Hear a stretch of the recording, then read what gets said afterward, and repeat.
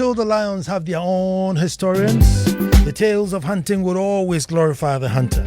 Hello and welcome to the most opinionated hour on radio and the nation's thought-provoking hour. I am Nana Ansah Kwao IV, Chief of the Little Republic of Akwemu Edumasa, and I say thank God it's Monday. Another wonderful opportunity for deep thinkers to come together and do what we do best, perform one of radio's most important ritual. And it only happens on Joy 99.7 FM at this time every Monday.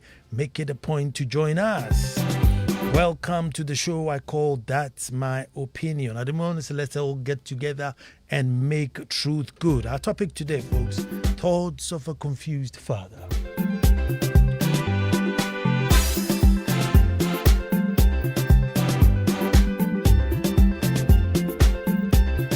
Thoughts of a confused father. A very, very interesting topic today. Folks, every Monday we meet here and I will come up with a topic. I'll usually take a position, state my point, or, take my stand. Then after we get to the phones and everybody chips in whatever. You could agree, you could disagree with me, you can add to what I said or take some out. But we do it cordially and respectfully. That's our trademark. That's our trademark. No matter how sensitive an issue is, we are able to handle and deal with it perfectly. So for that, I doff my hat to all my audience out there. However, today I don't know if it's an observation or an opinion. Probably very anthropological, if I may say. Sunday gone was Father's Day, and I was part of the chairpersons of the Kropong Christ Presby Church. And the theme they had was, rather an interesting one. The problems in marital homes. Who's to blame, the man or the woman? I think what an open-ended theme. But it got me thinking. Folks, it got me thinking again. Now, being a chief, or coming from me from the traditional side of things, today's topic may not be accepted that well. But let's see how it goes. Folks, looking at my office and where I'm coming from, it may be taken with a pinch of salt. But let's see how it goes.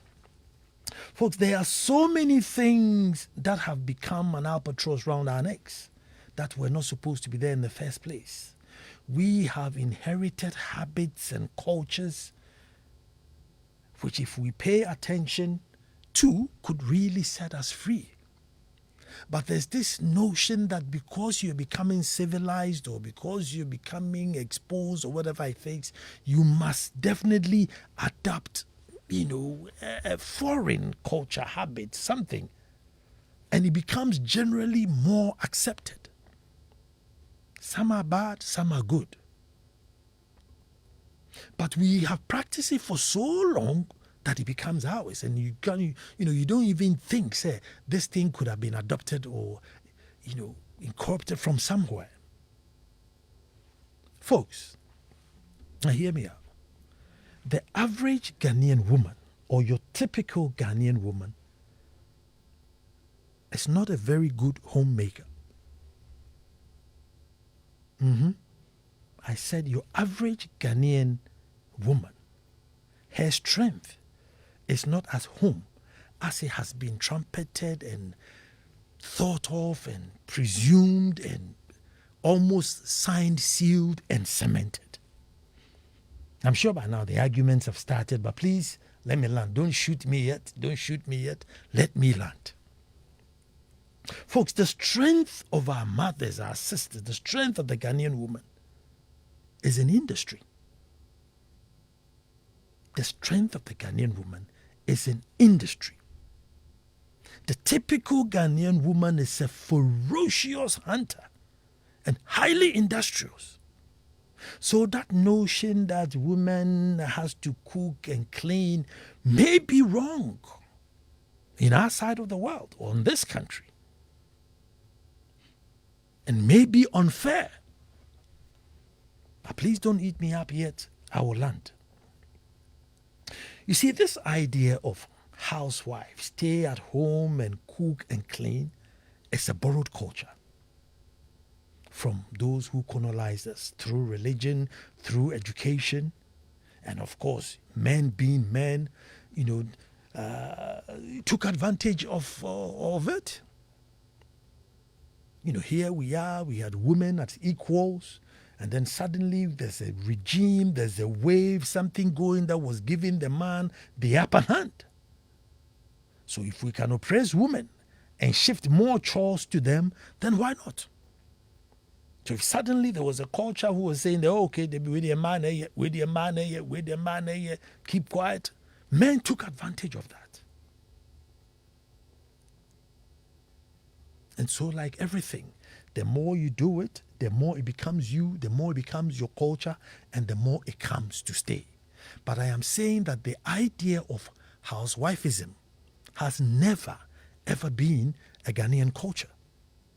And so if you go back to the Western world, that's how come they were creating the washing machine, the microwave, the blender, things that because the woman was going to stay at home, it will keep her entertained. We did not create those things at home because the woman was not at home. Men don't cook. Folks, who said that? Whose idea was that? When men went to the farms, when men went fishing, did they not cook?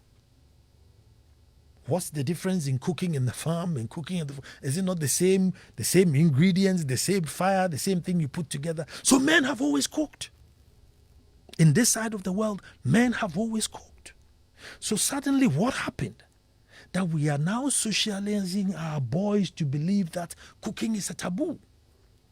There are some households where when boys are seen in the kitchen, hey, fijari ho, fio, come out of the kitchen. What are boys doing in the kitchen? And so they grow up believing that that side of the house is only for the woman. And that one day when he gets married, whoever it is that he gets married to will come and occupy and make sure that that side of the house is sorted. And I'm saying that the chances of you marrying a hunter is very high. And so that side of the house may not be sorted as much as you want. Folks, never have we had our mothers stay at home for reason that she's going to be a housewife. That was not our thing. Men and their wives worked together. And where they did not, the woman traded from a petty stall to major trading. Folks, and here in this country, back in the days, we have we've been told of Dede Ashikisha. Dede Ashikisha. And as a woman back then was actually bankrolling political parties. When we were growing up, there was this Araba contractor, it was a woman who had a contracting firm doing big business. And I can go on and list, hundreds and hundreds of women who are in front line business trading, right from the informal to the formal. If you were to go to Agbublushi Adom, you will know what I'm talking about.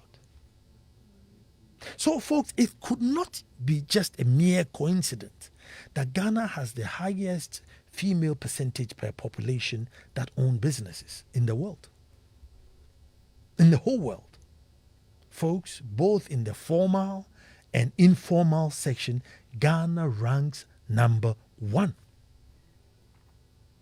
I'm sure many of you, this will come as a surprise. Yes, next is Russia, then Uganda. But then even if you look at the margins, and according to the CEO World Magazine, 46.6% of women in Ghana own their business. Then Russia is 34.8%, and then Uganda 33%, but 46%. I mean, that's a huge chunk. World leaders. It's not a coincidence. It is their strength. It is inherent in them. It's probably in their DNA. You drive by all the stalls and the container shops and the kiosks and everything that you drive by and you see. You walk in there and find out how many of them are being run by men. Now, this is very significant by all standards. That women are really putting in their best in the field of business. So they may fall short at home. And we may have to rethink to socialize our boys to see into this culture which is truly ours. Because otherwise, we may be doubling the work of the average woman, where she has to go out there and graft just like the man, come back home, meet a man who says, no, well, I am the man. I don't touch, I don't pinch, I don't mend. This is your job. Maybe in another world it will be fine, where the women are not so industrious. So they will wash, they will clean, they will iron, they will hang, they would cook and boil and, mow the garden and whatever it is, because otifie onyehwe. Folks, if you go to markets in many towns, take UK, you want to go and buy fish, the chances are it's a man selling it.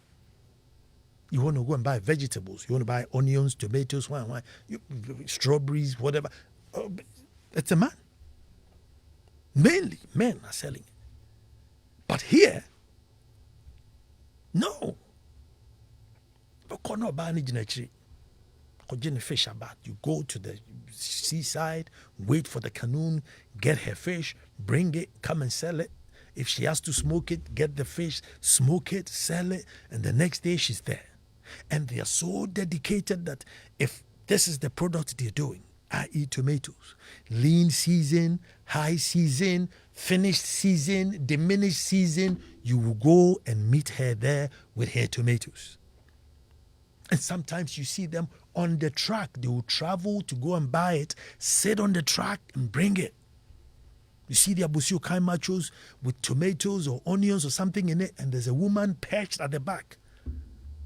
That's her stuff. And I think it's God-given. I think it's God-given. It's in our DNA, whatever reason. Maybe in the days of conquest when men went out fighting, the women were left to survive, and maybe that's where they got it from. But however it is, they have it. So my argument today after Father's Day is that, whilst you're giving your sons and your daughters away, you should really let them understand that, if you're coming to marry my daughter, it's not because you have a kitchen, your pot of abenquantin, I've ever worried me about. No. There must be something more that she can contribute to other than a pot of soup or a pot of jollof. So we should socialize our new generation in rethinking and having gender-based chores at home. It would reduce their pressure, and they may have much more harmony than we have.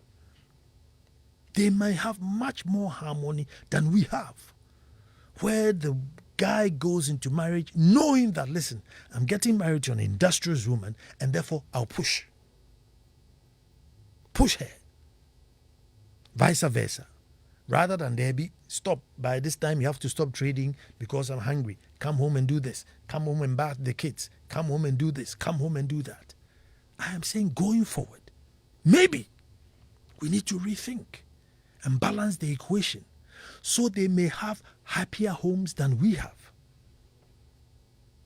Because we all grew up thinking, we've always grown up, But now you come back and sit down and think that, hold on, the whole world, the Emma in Ghana, have more businesses than anybody. London, Paris, New York, Russia, Australia, Japan, all these countries who are so-called more advanced and, we are leading. And it cannot be a coincidence. It means they have the strength, the will, the passion, and they succeed in the field. So, while we are so busy tagging and genderalizing home chores and reducing their strength, maybe if we identify it and push it, we could be in a much, much better place than we are now. Because at this rate, I mean, that's how much of the percentage or that's how much contribution they are making to the state. Huge. Number one in the world. Number one in the world. So thoughts of a confused father is that, look, when you're giving your children away today, tell them that the world has changed and that the strength of the woman that you're going to get married to is not in a pot of soup or pot of jollof, but she could actually be out there grafting to make your home a much, much more comfortable place. Yes, I know. Coming from the palace, this doesn't sound right. I'm supposed to come and say, Debbie, your body, it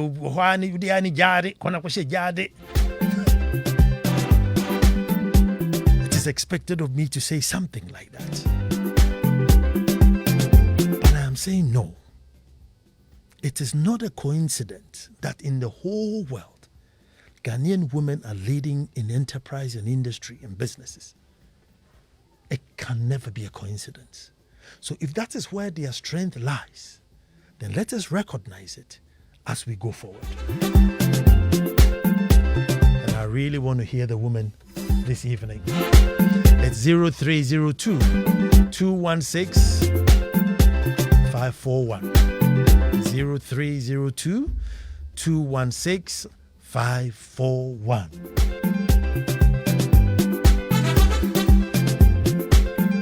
And I'm sure if I'm to ask you about some of the struggles of your mothers, they would have to give us 3 days. I'm sure if I was to open the line and say, tell us the struggles and your mothers and how they went through to look after you and your siblings, we'll probably need 3 days.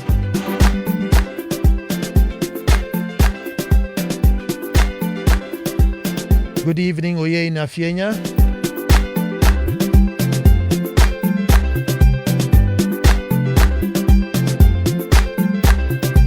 Okay, who's my first caller? Nana, your first caller is Saint OJ. Saint OJ, let me hear you, my brother. Nana, I am so grateful you've raised this topic. And I must say, or I must congratulate you and say that your platform is basically a place of learning. And this evening, I am really, really learning a lot. Thank you. I will summarize all that you have said, then I will add my opinion to it. Sure. The summary of what you have said is that as the women become modernized, as we so want to think, the worse they become. And as the men refuse to be modernized, the worse they become. So modernized women are a problem in the homes. And less modernized men are also a problem in the home. There's a very thorny area, Nana, you didn't touch, which I want to find out. And that has to do with the way we marry in this country. There's this kind of today, the church marriage and all that. I want to find out, Nana, is the African man supposed to be a monogamous man? And I think that because naturally the African man it is not in his DNA to be monogamous, it is difficult for we, the African men, struggling to be in the monogamous marriages. Thank you very much. Thank you very much, too. 0302 216 541. Hello, who's talking to me? Good evening, and I hope you're doing well. I'm doing well. Ajiman Joseph. Yes, I was. Yes, sir. Let me hear you. We are going for the ladies, but I think you are right at some point. The issue of the kitchen belongs to the woman doesn't work nowadays. Because if you look at the woman CEO, the way they are very conscious about the job they are doing, when a man is doing business and the profit is coming, they tend to be using the money to be chasing ladies. But for the woman, it's different. So if a woman has the potential to do something better to support you, the man, what stops you to be in the kitchen? Let's assume that the kind of business or the work the woman is doing doesn't permit her to be at home early. And you, the man, you are closing early, and there's something in the house that you can do to support. Do you sit down and wait for the woman to come at a later date or last hour for the woman to come and prepare something for you? So I think, though traditionally the kitchen used to be belonging to the woman, but at a point in time you raise that point so that whoever comes first prepare something for us to eat. That's my point, Nana. Thank you very much. That's the thing. Eleanor says, give the number again. Eleanor, the number is 0302 216 541. 0302 216 541. Hello, who's talking to me? Nana, this is Kobna. Kobna, let me hear you. Yeah, so Nana, so you said if Ghanaian women were very industrious, right, then the standard of living of Ghanaians would have been high. But from the classroom, from my classroom studies, my lecturer told me that the entry of women into the American workforce in the early 60s increased the GDP, the American economy. A lot of American women started working. They started being housewives and they started working, and that increased the GDP of the United States and thus the standard of living. But now, standard of living is not anything to go by in Ghana. So imagine low. Okay, let me. So imagine this 46.6% were out of business. That's okay. So that's their contribution. So whatever the standard is today, it's their contribution. And yes, Adi Anka, we'll be finished. Okay, then it means the statistical studies need to rethink the formula for calculating the standard of living or the GDP of Ghana. Because, like you said, my mother worked as a librarian for Ghana Tourism Authority at that time, for Ghana Forest Board, but she also sold vegetables, right, to support the home. Mm-hmm. And I remember when we closed from school, we went to support her. And also, like you said, the Ghanaian woman is very industrious, but it doesn't reflect in the GDP of Ghana and also the standard of living. So, like you said, the economy needs to rethink and factor in the contribution of the Ghanaian woman into the GDP of Ghana. Let me make this final point. Now, culturally, parents raise their boys not to work, not to do household chores, right? So most of us don't know how to cook. So we tend to say we want to marry you to cook for us, or to do this for us, or to do that for us, right? While the men went to watch UPL and they did whatever they want to do, right? So the Ghanaian parent must also raise boys of today must be raised like girls, like to do household chores and other things, so that in future when they marry they can minimize the pressure on their wives. I kind of agree with you. I agree with you in a way, but I'm saying that, you see, this culture of girls do this, boys do this, we borrowed it. Before we encountered, Western religion and Western education, there were no gender-based chores. We do ha, two bunch nebra, contumely nebra, moonfaces. There's nothing like Kofi, you sit down. His mother has to go and do the cocoyam. They did everything together.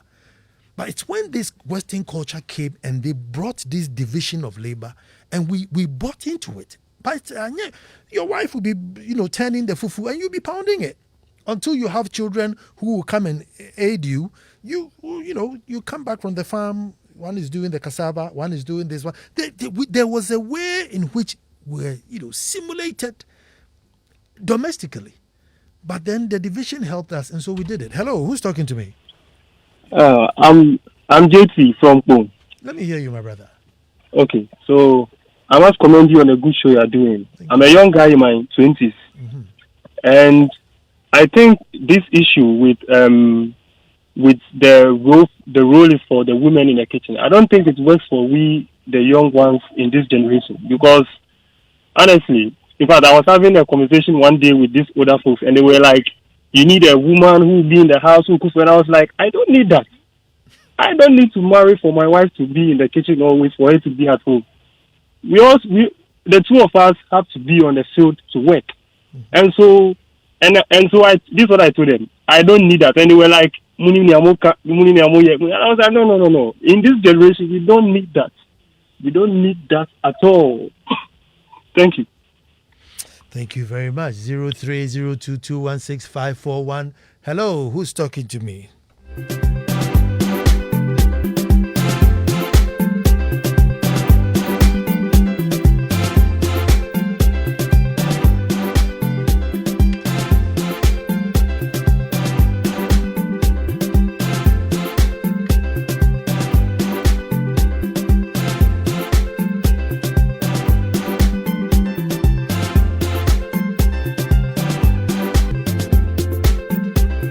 Hi, Nana. Tell the gentleman talking about women being industrious but not reflected in the GP that is not factual. When you go to the north and cocoa growing areas, it's the man who owns the land, but the wife and kids who do the actual farming, i.e. clearing, planting, vegetation, suppression, and harvesting. Hello, who's talking to me? Hello. Hello, Nana. Yes, sir. Who am I talking to? My name is Kofi Mensah. Kofi, let me hear you. Yeah, it's like the women themselves have taken monopoly over that area of life. Like the kitchen and the cooking and all that stuff is for them. You know, on Sunday, that was a Father's Day, I decided to go to the market to get some cassava and prepare some nice food for the family. You know, the way I went out to buy the food stuff, and the way the ladies were looking at me, and then doing little gossips about me as if I'm not the man who wants to give money at home. So myself, I've come to the market to buy. It was not nice at all. So that is why the men will not even try to go that way. Sometimes they sell to you at a higher price than they sell to their women counterparts. That is one issue. That the women themselves have accepted that this is our place, so no man should come there. Yeah. Well, thank you very much. But you see, that's what I'm saying. Maybe it's how we have also socialized. You know, we have socialized. But I'm just saying that if we go back and neutralize, because, I mean, the amount of money parents today are spending on their daughters. Gone are the days when this division started, they say, oh, men and school, now man internet field. I mean, that's how it started. You know, you send the boys to formal school and then you keep the women at home because we have that kind of thing. You know, so now we've gone past where we are sending both male and female to school. The girls are now beating us in school. Baby, first to sixth girl, they're beating us. So we are spending almost the same amount on the boys in school. Are you saying we are doing that because eventually one day she's going to go and man somebody's kitchen? Hello, who's talking to me? Good evening. Good evening. I'm Nana Kwao IV. Nana, let me hear you. I want to hear your take on this one. I'm happy, you know, because finally you are speaking my language. This is something I've been saying for a very long time. Anytime I say it gets contested. See, men are threatened. We raise men who are threatened with successful women. So I tend to ask myself, is wealth the birthright of males? Because that's how it's looking like. When a woman is wealthy, they say, oh, meanwhile,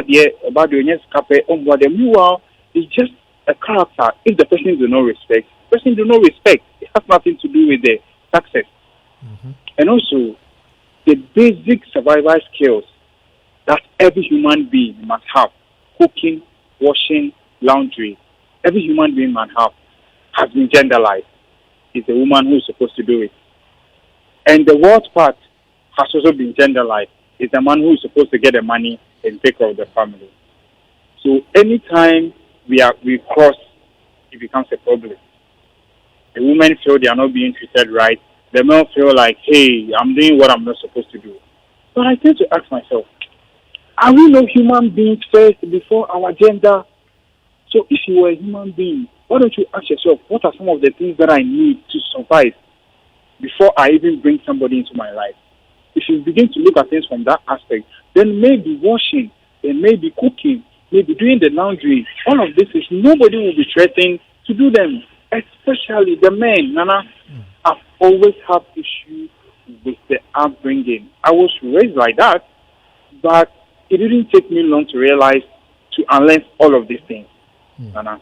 So I'm very, very grateful you are having this conversation today. Maybe we should check how we rate the boys and girls. It goes a long way to contribute to how they see the other gender when they grow up, Nana.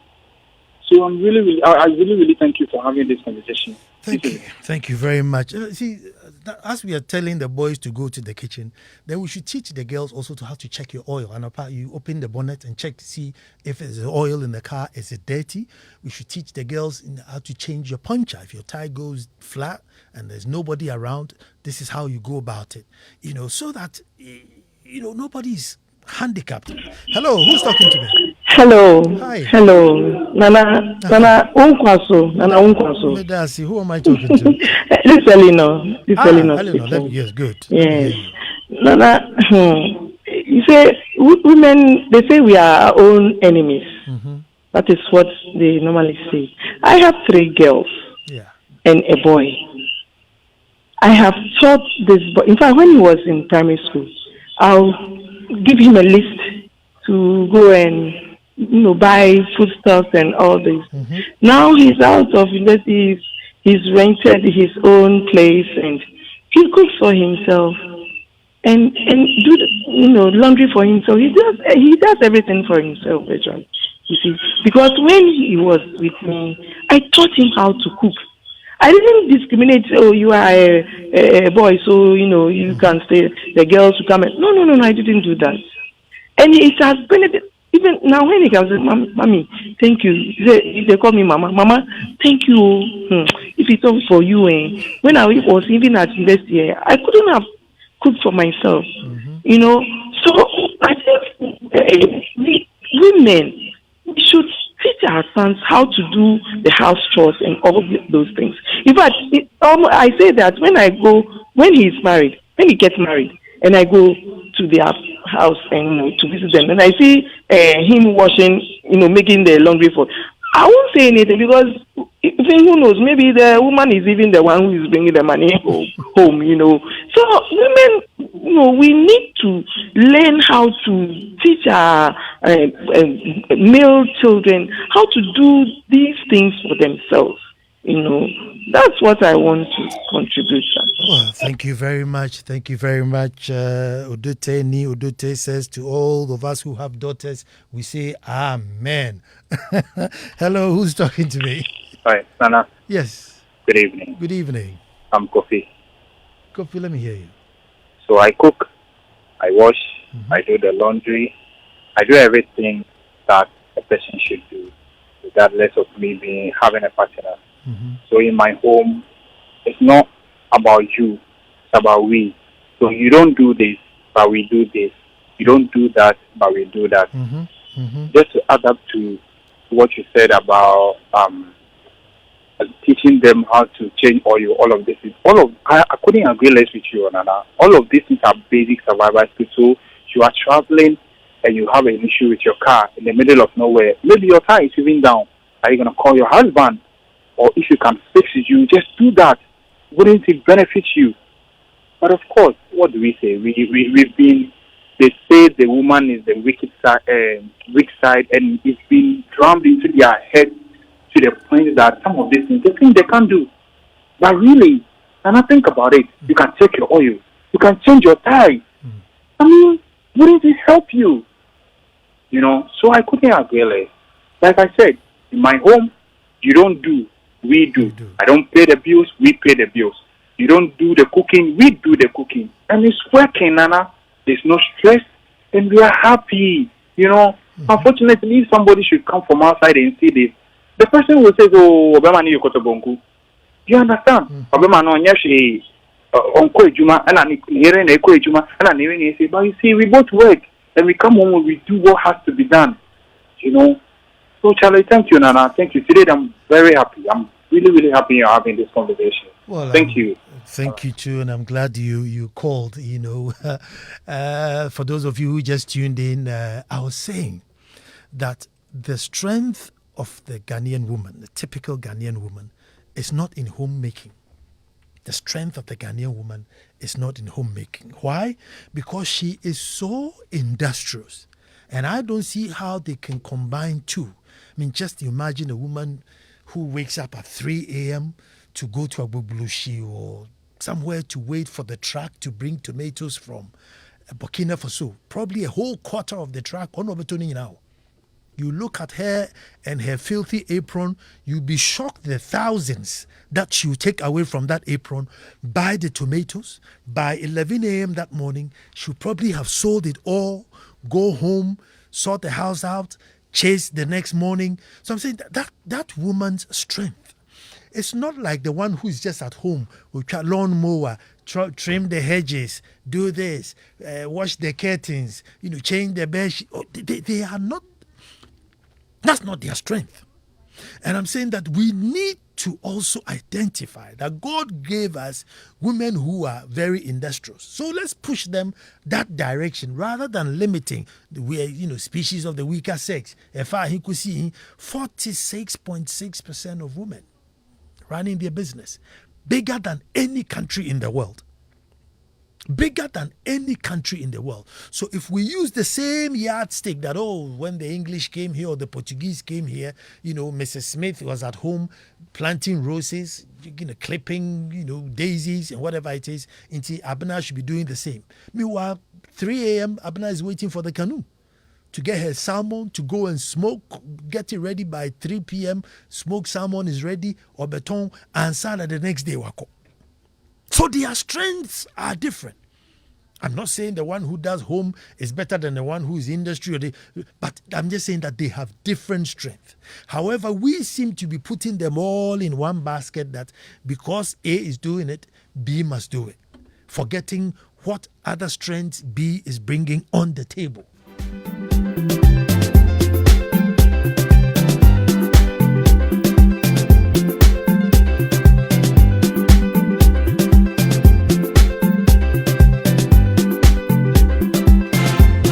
When you bring the boys from school, send them to the kitchen here. Munyina munkoye dishes. All of you go and peel the plantain. All of you put the rice on. Do this. Everybody's in the kitchen. In the morning when they're cleaning the cars, ama go and get the hose for your brother. Munyina munro car. Learn to check the oil.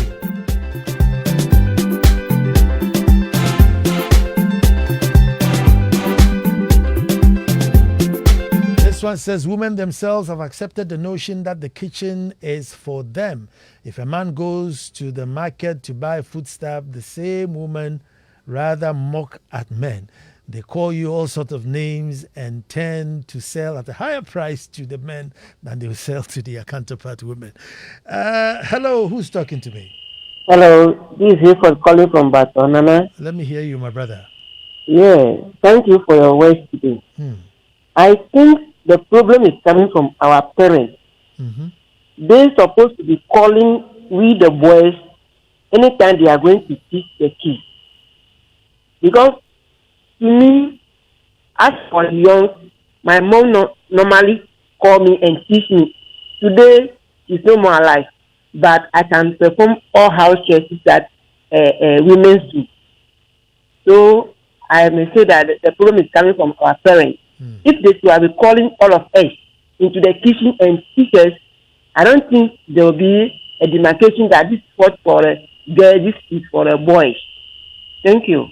Thank you very much. 0302216541. Good evening, Nana. I have 3 boys and a girl. The elderly is 16, second 14, and the last boy is 9, age 9. At age 12, the elderly boy was able to cook every meal, prepare stew and soup. The girl turns 15 on Saturday, and she is the one who sometimes washes the car tire, and be asking questions about the car. That's what I'm talking about. You see, that's what I'm talking about. Hello, who's talking to me? Hello, Nana. Good evening. Good evening. Nana, it's been a while. Yes. Thank you always for educating us, especially with the young ones that are coming up to know many things. I remember when we were young, we had only one sister. We were 3 boys. And they got to a point, my sister wouldn't even come to the kitchen. We, the boys, would be able to pound for food and do so many things. Of course, we studied it from her if mom is not available. And these were things that mommy will always make sure that we are all around her to learn it, because we are all one set. And everything that she does, probably when you grow and then you go out, you're also going to do it. Even if your spouse or whoever that you have, if you're a man, if you're a woman, whoever that you are going to have, if the person is not well or the person is not able to do it, you must also stand in for the person. Remember, sometimes when you give all those calls or some of them to some people around you, they end up destroying your marriage or your relationship with the person, because you are not able to do that thing maybe the person is doing differently. So it's all about how we are taught at home, we're able to do it, and then when we come out, it's all about what we learn, and then we're able to do it back. Unless they be a my cousin back home, your cousin uncle he's now married. I don't know how he's living his life now. Thank you. This one says, Nana, please, where do you place division of labor in the home? Didn't get your name, but KD Amwa, where do you play division of labor at home? You see, I have this belief that apart from getting pregnant and breastfeeding, there's no other gender work in the house. Apart from, say, you biologically get pregnant, which I don't know how the man is going to do it, and then when you give birth, breastfeed the baby, and also I don't know how the man is going to do it. But apart from that, I don't see any chore that God came and says, hey, I'm creating it for a man, or this job, I'm creating it for a woman. So in the home, it should be an even kill. It should be a really, really even kill, a give and take. As the other caller said, it's in my house, it's a we thing, not I did, it's a we. Dr. Cynthia Tego says, hello, Nana, a huge billboard I saw in Freetown with this inscription, a real man is not afraid of an empowered woman. On my mind, there is the need for a real balance in the minds of both men and women to stop pity parties, focusing on their weakness, and push for bringing out the best in each other for maximum impact for the family, society, and nation. I agree with you. And I'm saying that, you see, like if you go to a typical English home, right, typical, the women are more artificial, baking, cooking, cleaning, clipping the glass, waving. So for them, that is their strength. I'm not taking anything away from them. If you come here, Ashikishan hasn't got time to be clipping, hedges and mowing your grass. She's shipping in flour and selling and distributing and bankrolling political parties. You don't expect them both. Say, because Mrs. Smith is there clipping hedges and doing it, so Ashikishan should be doing the same thing. No. They have different strengths. And we should push them both in their strength. But I'm saying that crisscrossing and, painting everybody with one brush, and a problem.